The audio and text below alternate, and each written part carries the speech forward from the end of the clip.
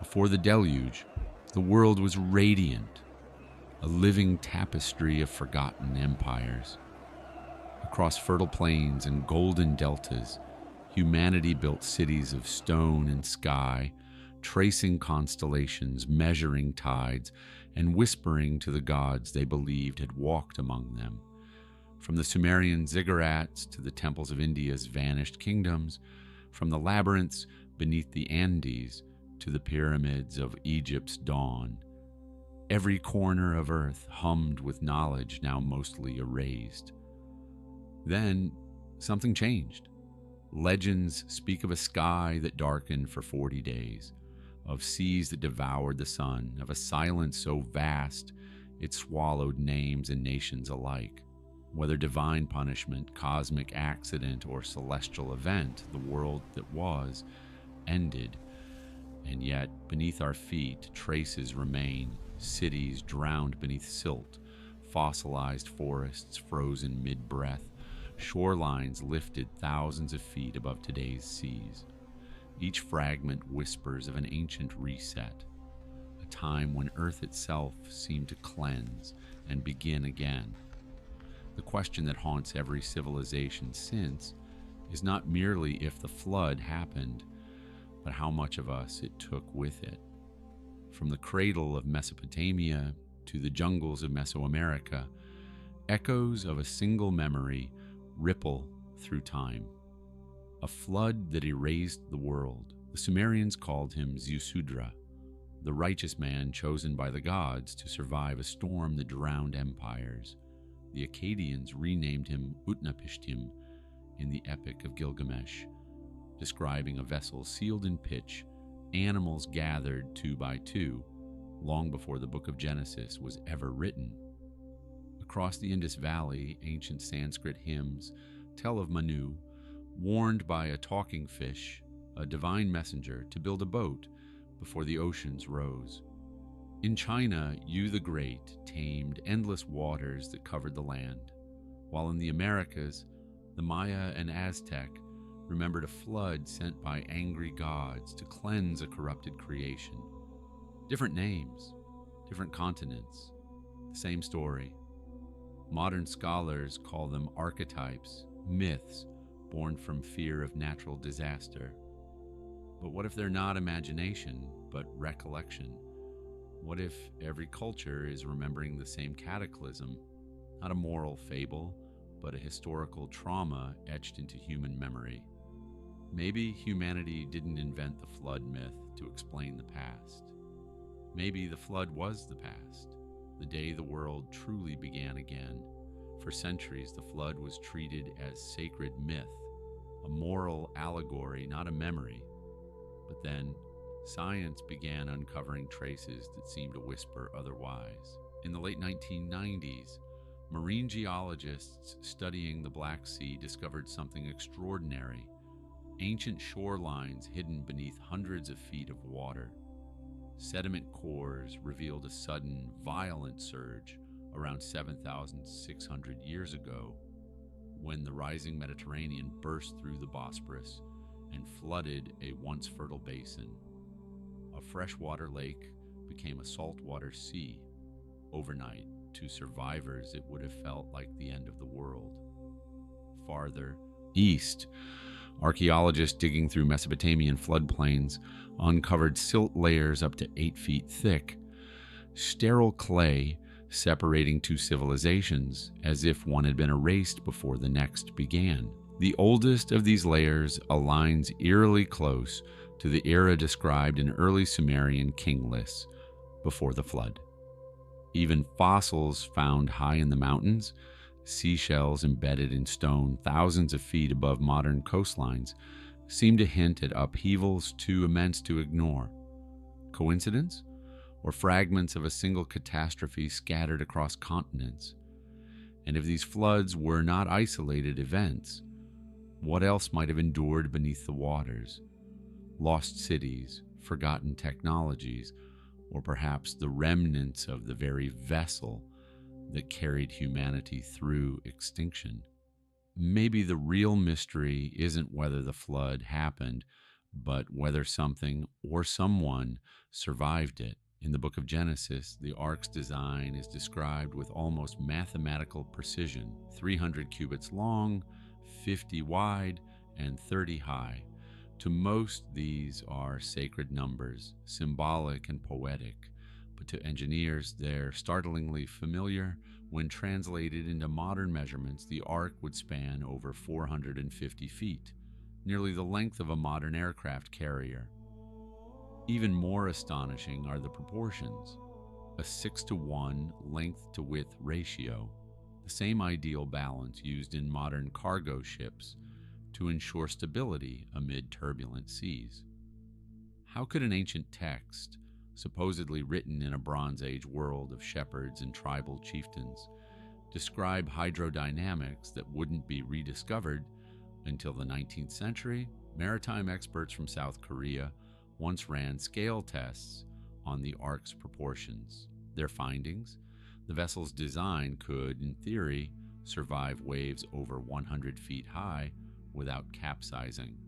Not the fastest ship, but nearly unsinkable. So where did this knowledge come from? Was it divine instruction or inherited science from a forgotten civilization drowned by the very flood it predicted? The ark's blueprint might not just be a story of obedience, but a fragment of advanced maritime technology, written down so that one day someone might build again when the waters returned.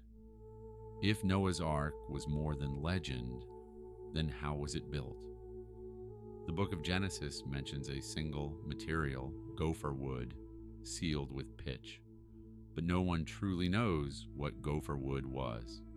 Some scholars believe it referred to laminated timber, multiple planks fused together, much like modern plywood. Others suggest it might have described a resin-soaked composite, lighter than oak yet resistant to decay, an engineering marvel long before recorded science. Ancient shipwrights from Egypt and Mesopotamia already knew how to waterproof hulls using natural bitumen. Archaeologists have uncovered river barges and funeral boats that survived thousands of years, their seams still sealed with black tar that glistens when exposed to light. Could the ark have employed similar or even superior techniques? Still, the logistics baffle experts. A vessel of that scale would require precision joinery, ventilation, and internal bracing, capable of holding hundreds of tons of weight. To some, that suggests not a rustic barge, but a massive, reinforced structure. So what if the ark wasn't just a wooden boat? What if it was symbolic of something greater, a vessel of knowledge, preservation, or migration? A bridge between worlds, physical, spiritual, or even technological. Perhaps the real mystery isn't how it was built, but what it was built for. For all its detail, the story of the ark hides more than it reveals. The scriptures give exact dimensions, the number of decks, and even the type of sealant, but say nothing of how it was built. No mention of tools, no description of workers, no blueprint of labor or design. A vessel longer than a modern skyscraper is said to have risen from the earth by the hands of one man in silence. There is no record of where the timber came from or how it was shaped.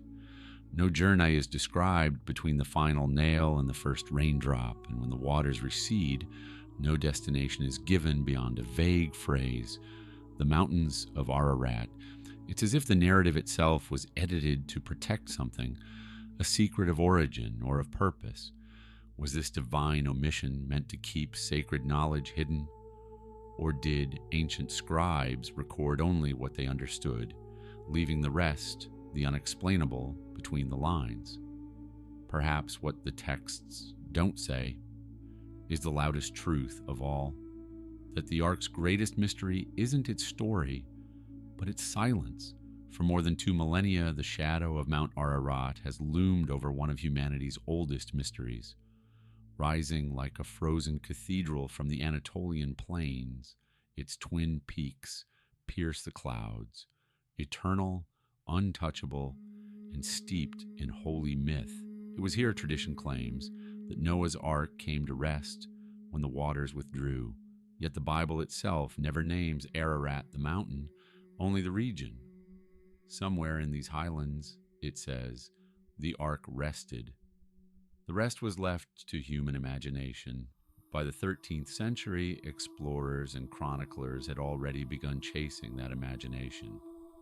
Marco Polo wrote of Ararat as the mountain where the Ark of Noah came to rest, though he never saw it himself.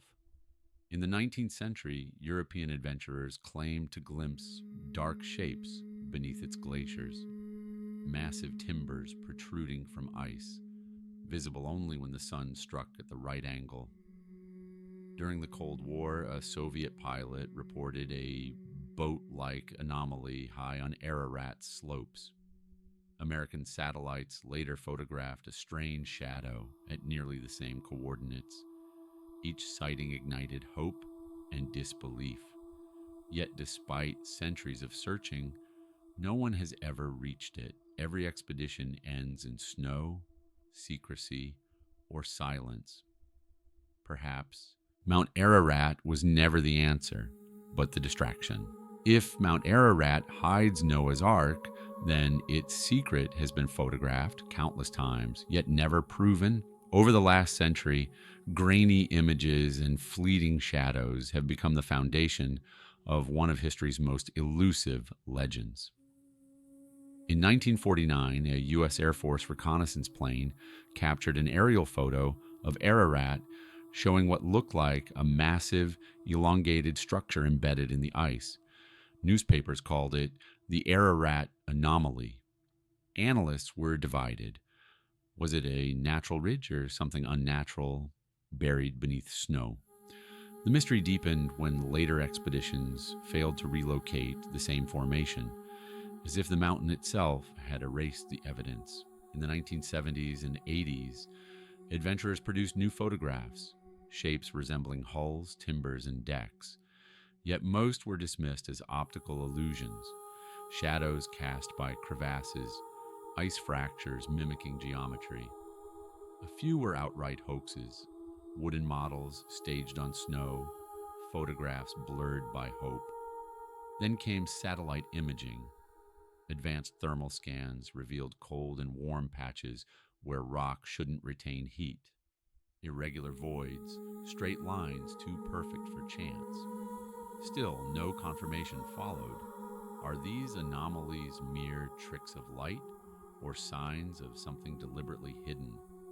A natural deception or camouflage meant to keep us from seeing what we were never meant to find? For all its majesty, Mount Ararat may be the least likely resting place for Noah's Ark. Geologically, it's too young, a volcanic giant born long after the flood was said to have occurred. Its slopes are unstable, its surface constantly reshaped by eruptions and earthquakes. Any ancient wooden structure would have long been obliterated, burned, or buried beneath miles of shifting lava and ice. Yet every map, every painting, every sermon points here, as if the world agreed to fix its gaze on this one mountain. Why? The scriptures mention the mountains of Ararat, plural, a region, not a single peak. But over centuries, the name condensed, the legend anchored itself, and the search became ritual. Expeditions, documentaries, even national pride have since fused Ararat with destiny. And perhaps that's the point. Maybe we were meant to look here, to chase the impossible, to climb into the clouds searching for proof of faith. Because while eyes remain fixed on Ararat's icy crown, something else, quieter, older, and far more revealing, may have been waiting nearby, hidden in plain sight. The real ark might not lie on Ararat, but beyond it. 20 miles southwest of Mount Ararat, another mountain rises, older, quieter, and largely forgotten, Mount Tendürek. Its slopes are scarred by time rather than fire, its once violent heart now a cold crater filled with mist and silence. Unlike Ararat's symmetrical beauty, Tendürek looks broken, hollowed, as if something vast once struck it from above. Pilgrims come here, even fewer scientists. Yet, for those who have, the evidence whispers a story the world has tried not to hear. Satellite scans show strange geometric ridges on its southern flank, lines too straight, too deliberate to be natural. Ground teams have reported radar reflections from beneath layers of hardened mud, forming a long symmetrical cavity, boat-shaped, perfectly aligned east to west. Local shepherds tell of ancient ruins buried near the base, stones carved with markings no one can read. Old Armenian legends speak of the second mountain, the one where the sacred vessel rested first before the floodwaters moved it onward. Mainstream archaeology has largely ignored Tendürek, perhaps because it doesn't fit the narrative, or perhaps because it fits it too well. While the world keeps looking up at Ararat's glittering crown, the shadow of truth may lie here, silent, weathered, and waiting beneath Tendürek's ancient skin. In 1959, a Turkish army captain named İlhan Durupinar was reviewing aerial photographs of the Tendürek region when he noticed something impossible: a massive boat-shaped outline embedded in the side of a mountain. The formation measured over 500 feet in length, precisely matching the biblical dimensions of Noah's Ark. When the images reached the public, the world erupted in fascination. Could this be the very vessel that carried humanity through the flood? The site, now known as the Durupinar Formation, sits at an altitude of 6,300 feet, a natural amphitheater surrounded by rugged terrain. From above, its symmetry is unmistakable. A pointed bow, a gently curving stern, and sides that taper with near-perfect precision. Geological teams initially dismissed it as a peculiar rock formation, but later expeditions uncovered something harder to ignore. Ground-penetrating radar revealed internal structures, parallel lines resembling bulkheads or compartments, and beneath them, metallic readings arranged in a grid-like pattern. Samples taken from the surface contain traces of manganese and iron, materials rarely found in such patterns in nature. Skeptics say it's coincidence. Believers call it proof. Whatever it is, the Durupinar Formation refuses to be forgotten. It is the right shape, the right size, and the earth beneath it is whispering something metallic. When modern teams returned to Durupinar, armed with advanced ground-penetrating radar, what they found defied geological logic. Beneath layers of compacted mud and volcanic ash, the scans revealed a lattice of evenly spaced chambers and beams, a pattern too regular, too intentional to belong to chance. Long parallel lines formed a hull-like skeleton buried in stone, as if a great structure had once been pressed into the earth and slowly fossilized by time itself. Some readings showed voids, empty pockets where organic material may once have been, now replaced by mineralized residue. Others registered metallic anomalies outlining the same shape seen in aerial images. Engineers studying the scans noted an almost mechanical precision, describing it as a ship frozen mid-burial. If this is coincidence, it's an astonishing one. If not, it suggests something extraordinary, that the Ark, or whatever inspired its legend, still sleeps beneath Tendurek's soil, transformed into stone by millennia of sediment and silence. Beneath the mountain's crust, faith and science collide. Could the Ark itself still rest there? Not lost to myth, but preserved, entombed in the memory of the earth? In the 1970s, an American nurse anesthetist named Ron Wyatt arrived in eastern Turkey claiming he was guided not by maps, but by faith. devout Christian with no formal archaeological training, Wyatt believed divine inspiration had led him to the true resting place of Noah's Ark, the Durupinar Formation beneath Mount Tendürek.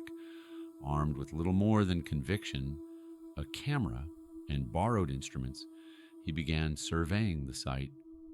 His team collected samples from the exposed ribs of the formation, long, fibrous fragments that, under microscopic analysis, appeared to contain cellular structures consistent with petrified wood.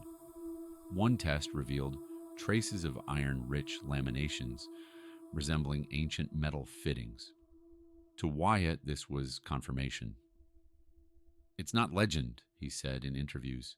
"It's evidence." But to mainstream scientists, he was a heretic of method, a man who blurred the line between revelation and research. Critics dismissed his findings as misinterpreted geology. His supporters called him a modern-day Noah. Wyatt's discovery split the world in two: believers who saw a miracle fossilized in stone, and skeptics who saw myth-making in motion. But either way, one man had forced the question back into history's spotlight, and once again, the mountain was listening. In 1987, Turkish authorities did something unprecedented. They officially recognized the Durupinar Formation as the possible resting place of Noah's Ark, and declared the surrounding area a national park. Nuhun Gimesi, the Park of Noah's Ark.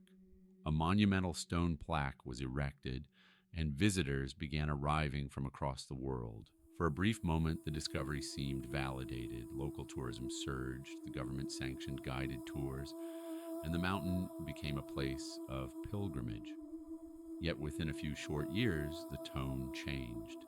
The site was abruptly declassified, and official archaeological support vanished without explanation. The once proud monument fell into neglect. Why? Some say international academic pressure forced Turkey to retract its claim. Others whisper of religious tension, that proving the Ark's existence would disrupt both scientific and theological narratives. A few even allege foreign intervention, hinting that data gathered from the site vanished into private archives. Whatever the reason, the silence was sudden and deliberate. The same state that once celebrated Noah's Ark now avoided mentioning it altogether. What had they found? Or perhaps more chillingly, what had they been told not to find? Over the following decades, dozens of teams tried to revisit Durupinar. Some succeeded in collecting new data. Most were quietly turned away. Reports emerged of confiscated samples, denied permits, and missing footage. One American documentary crew claimed that upon returning home, their hard drives had been mysteriously corrupted. Another team's drone footage, showing what appeared to be buried chamber outlines, was seized for national security review, never to be released. Those who persisted spoke of intimidation, bureaucratic dead ends, even surveillance. Officially, nothing was being hidden. Unofficially, something was being protected. Were these acts of preservation to guard a sacred site from exploitation or suppression, to prevent the world from confronting a truth too disruptive to fit within accepted history? Whatever the motive, one thing is certain. Each time the world comes close to unearthing the Ark, the mountain grows quiet again, as if protecting its secret from those not yet ready to see it. To the scientific establishment, the Durupinar Formation is no ark. It's a coincidence carved by time and tectonics. Geologists argue the boat-shaped structure is a syncline, a natural fold in sedimentary layers where erosion mimics human design. They point to nearby formations with similar curvature and call it a trick of nature, not divine craftsmanship. They argue that the hull lines are nothing more than compressed mud flows shaped by earthquakes and seasonal floods. As for the symmetrical patterns beneath the soil, they suggest mineral distribution or fault fracturing. Logical, plausible, and safe. But here's the problem: the metallic readings. Scans show iron concentrations forming linear patterns, evenly spaced like ribs.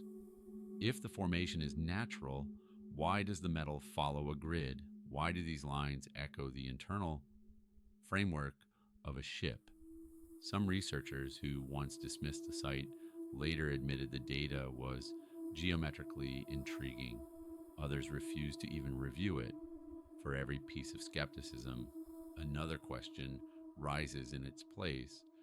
Perhaps the rocks are natural, perhaps they're not, but the earth beneath Tendürek hums with order, a symmetry too deliberate to ignore, as if the mountain itself remembers what science has chosen to forget. When samples from the Durupinar site were tested, results came back contradictory. What appeared to be wood under microscopic structure was, in fact, petrified cellulose, organic material turned to stone. Yet the minerals encasing it dated far older than the timeline of Noah's flood described in Genesis. If the structure is man-made, it's older than any civilization known to history, older even than Sumer the First, recorded builders of ships. Could this mean the flood wasn't a local Mesopotamian disaster, but an event reaching deep into prehistory, a memory of cataclysm carried through forgotten ages? Radiocarbon tests from nearby soil layers range wildly from 4,000 to 20,000 years. To some, this discredits the arc theory entirely. To others, it suggests something far more unsettling, that the flood story might be a survival of an event humanity no longer understands, a global reset predating organized religion itself. The wood that isn't wood defies clear classification. It shouldn't exist, yet it does. And maybe that's the point. The ark, if real, was never meant to fit into our timelines. It was meant to remind us that time itself can be rewritten when the earth decides to start again. Skepticism, once the engine of discovery, can harden into dogma. For every believer blinded by faith, there's a scientist blinded by certainty. Peer review becomes scripture. Dismissal replaces curiosity. The ark, they insist, cannot exist because it shouldn't. But science, at its core, was never about belief. It was about wonder. The refusal to even ask, what if, is its own kind of faith. Faith in our own understanding and our own limitations. What if, the narrator asks, we've mistaken arrogance for evidence? What if our confidence in knowing has made us blind to what remains unseen? Perhaps the flood was not an interruption of nature, but an ancient chapter of it, one the earth still bears scars from, waiting for us to notice. Between faith and science lies a narrow path, the place where mystery breathes, and the truth, whatever it is, still refuses to drown. In southeastern Turkey, not far from Mount Tendürek, lies Göbekli Tepe, a temple complex older than Stonehenge, older than the pyramids, and, impossibly, older than agriculture itself. Its megaliths rise from the earth like ghosts, carved with precision, decorated with animals long extinct. Carbon dating places its origin around 12,000 years ago, when humanity was still supposed to be living in caves. No one knows who built it or why they buried it under tons of soil. But one theory whispers something staggering. Göbekli Tepe wasn't built after the flood. It was built before it, a monument from a world erased. Archaeologists found evidence of sudden abandonment, unfinished pillars, tools left mid-work. Around the same period, ice cores and sediment records show violent climate shifts, massive floods, and rising seas. Exactly when the last ice age ended. If so, the Great Flood wasn't a myth. It was a memory. The Ark wasn't just a story of salvation, but of survival, a record left by those who saw their world sink and sought to warn those who would come after. Perhaps Noah didn't build civilization's first ship. He built its last monument to the world before. In 1513, an Ottoman admiral named Piri Reis drew sur Ash, a map that shouldn't exist. On an animal skin parchment, he charted the coastlines of Europe, Africa, and Antarctica. But there's a problem. Antarctica wasn't officially discovered until 1820.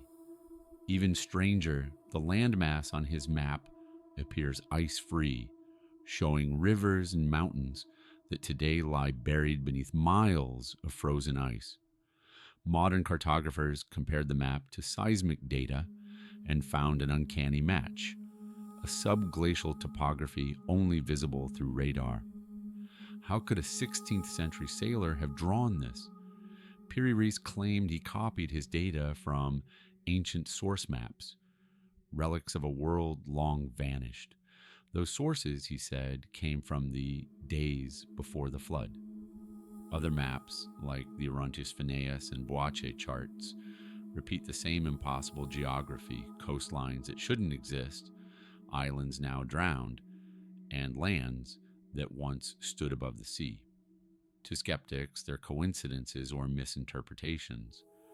To others, they are remnants of antediluvian cartography, proof that a seafaring civilization once mapped the world before catastrophe redrew it. If so, the flood didn't mark the dawn of humanity, it marked the reset, and the Ark may have carried more than life itself, it may have carried memory. Across cultures, the flood hero bears many names: Ziusudra, Utnapishtim, Manu, Deucalion, Noah. Different tongues, same story. A warning, a rescue, a rebirth. What if these weren't separate legends, but fragments of one shared recollection? Echoes of survivors describing the same world-ending event. Maybe Noah was never a single man, but a symbol, the archetype of those who remembered when the sky fell and the seas rose. His ark, then, wasn't just a vessel of animals, but a vault of knowledge, astronomy, navigation, agriculture, the seeds of civilization carried through extinction. When the waters receded, those survivors rebuilt. But as generations passed, memory turned to myth, and myth hardened into scripture. What began as a record of survival became a parable of faith, yet buried in those ancient verses remains a quiet truth, that humanity's first story is also its oldest warning. We have been here before. Long before the book of Genesis was penned, Sumerian scribes pressed a story into wet clay. The Eridu Genesis, dated more than 1,000 years before the Hebrew Bible, tells of a man named Ziusudra, a righteous king warned by the gods that a flood would soon erase mankind. He is told to build a vast boat, seal it with pitch, and preserve the seed of life. When the storm ends, his vessel rests on a mountain, and he offers sacrifice as sunlight returns. The parallels to Noah are impossible to ignore. Even the wording echoes Genesis. He opened a window, the light touched his face. Yet Ziusudra lived in a world where writing had just begun. How could such a complex, organized myth emerge so early? Archaeologists have found fragments of this tale scattered across Mesopotamia, each one slightly different, as if copied from a source older still. Genesis, scholars admit, may have been not an invention, but an inheritance. The story of Noah, then, isn't the origin of the flood legend, it's its last retelling. The original warning was already ancient, etched in clay before history began, perhaps because someone knew it would happen again. Across the ruins of Egypt, Sumer, and South America, Patterns emerge, numbers, alignments, and symbols repeating as if obeying a shared code. Temples from distant continents align precisely with constellations visible 12,000 years ago, the same epoch many geologists mark as the end of the last great flood. In Egypt, the three pyramids of Giza mirror Orion's belt, frozen in time as the stars appeared before the deluge. In Mesopotamia, temple inscriptions contain recurring ratios: 2160, 4320, 8640, multiples of astronomical cycles describing the precession of the equinoxes, a slow wobble of Earth's axis completing every 26,000 years. Ancient Indian texts echo the same numbers, describing cosmic yugas, ages that end in floods and fire. These are not coincidences, they are calibrations. Embedded within sacred geometry and scripture is a rhythm, a cosmic metronome ticking toward reset. The ancients may have lacked satellites, but they had memory, a generational awareness of catastrophe. If the flood was more than myth, perhaps it was also forecast, a pattern recognized in the stars, recorded in stone, and disguised as religion, so the warning would survive belief itself. The monuments we call temples might have been time capsules, stone equations reminding whoever rebuilds the world that the waters always rise again. What if the flood was never punishment but pattern, a natural pulse of destruction and renewal built into Earth's design? Ice melts, seas swell, continents drown, and humanity begins again. Ancient records speak not of divine wrath, but of celestial rhythm, a cycle of cleansing measured in millennia. Modern science quietly agrees. Paleoclimate data reveals recurring global floods at the end of every major glacial period. Extinction events, sudden sea level spikes, magnetic reversals, each a heartbeat in the planet's long memory. If our ancestors encoded warnings in myth, they weren't pleading with gods, they were speaking to us, to the next civilization that would rise, build, and forget. Maybe Noah's story was never about salvation from a single storm. Maybe it was a message carved in language, geometry, and faith, a promise that the waters always return, and a plea that this time we remember before they do. The flood was once a story of the past, but today it feels like a prophecy unfolding in real time. From the Arctic to Antarctica, ice is vanishing at a pace unseen in human history. Each calving glacier is an ancient clock chime, marking the return of something we thought was myth.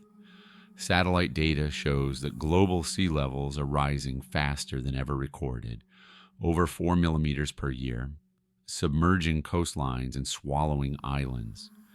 Jakarta, Miami, Alexandria, modern cities already mirror the ruins once buried beneath silt and salt.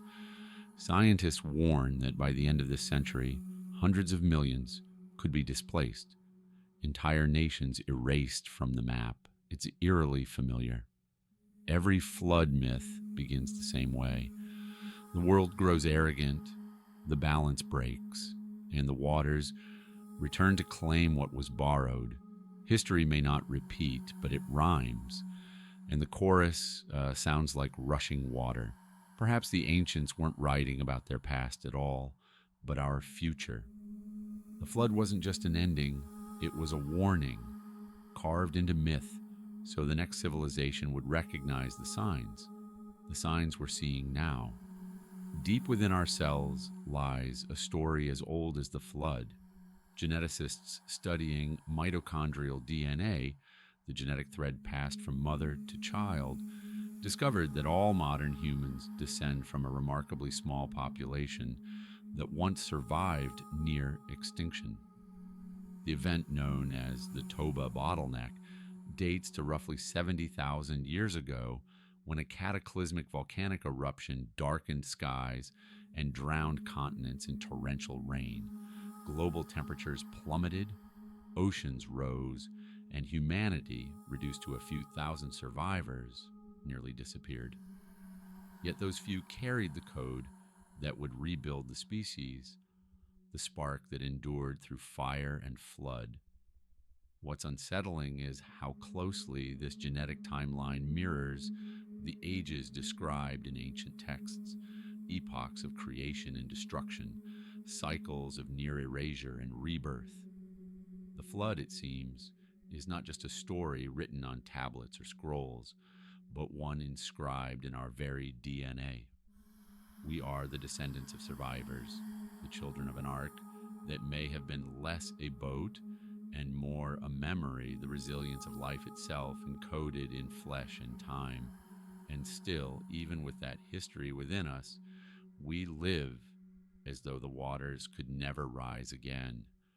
Every warning has been given, in stone, in scripture, in science.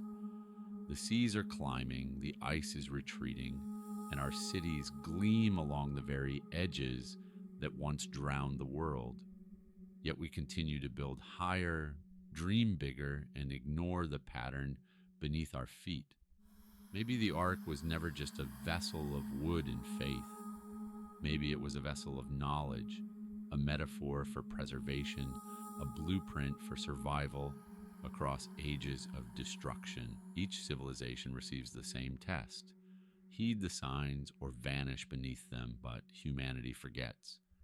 Every era calls its warning superstition until the tide comes. The ancients encoded their fear into myth. We encode ours in Hadeda. Different languages, same message, the cycle returns. And somewhere beneath mountains of ice and time, the earth waits, not in anger, but in rhythm for the flood to rise again. Perhaps Noah's Ark was never meant to be found, because it was never truly lost. Maybe it was never a ship of timber and tar at all, but something far greater, a vessel of consciousness carrying memory through the flood of extinction. Every civilization faces its own deluge, war, fire, time, forgetfulness. Yet something always survives, stories, symbols, the quiet instinct to rebuild.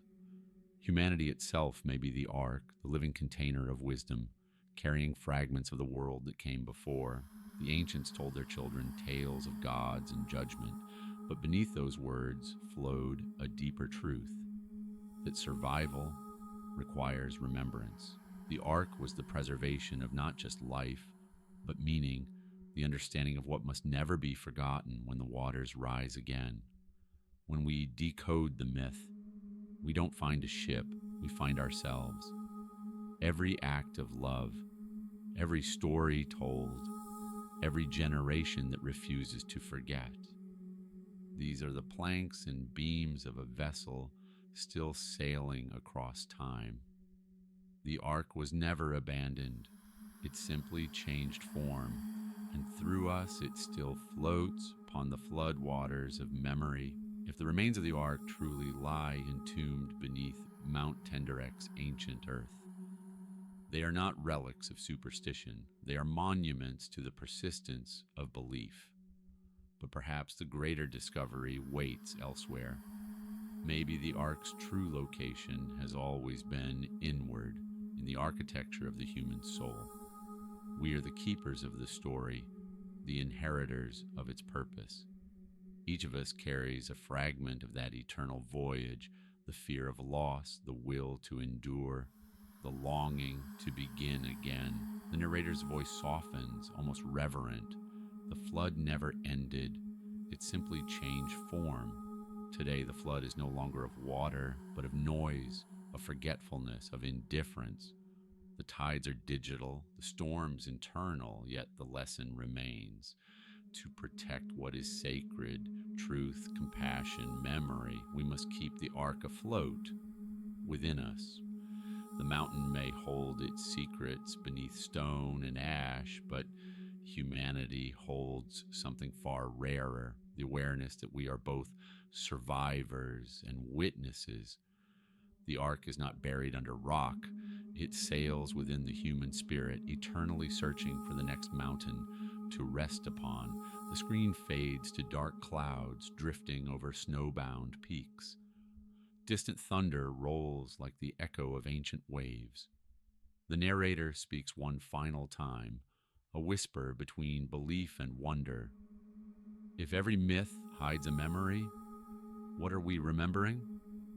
Maybe it isn't a flood we're trying to prove, but the ache of something we once knew, a connection to the earth, the stars, and each other. Maybe the story of Noah endures not because it happened, but because it keeps happening every time humanity forgets its place in the rhythm of creation. The camera lingers on the mountain, still silent, eternal. Mist curls over the ridges like breath somewhere beneath that ancient ground. Stone remembers wood, and wood remembers purpose. The voice concludes, perhaps the ark was never a vessel meant to be found, but a reminder that we were never meant to forget. Fade to silence. Wind over rock, then nothing but the echo of a world once drowned, and the heartbeat of one still afloat.